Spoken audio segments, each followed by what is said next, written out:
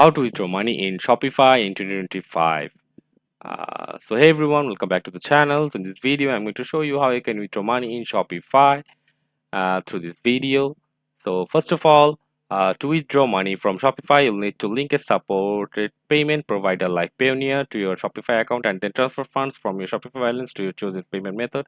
You can also add a bank account to your Shopify account and choose a payment provider like Shopify supports various payment providers for payouts, including Payoneer.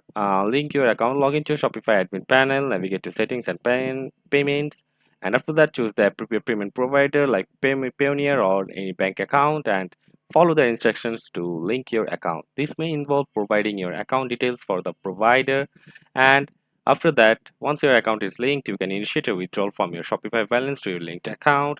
The process might be involved specifying the amount you want to withdraw and confirming the transaction. And after that, the funds will be transferred from your Shopify balance to your chosen payment provider's account, and then you can access the funds through your provider's platform, such as your Payoneer account, or you can directly withdraw your money from Shopify to your bank account, where you can withdraw your local bank account or any other available option. So that's how you can withdraw money in Shopify in 2025. So that's it for this video. See you on the next one.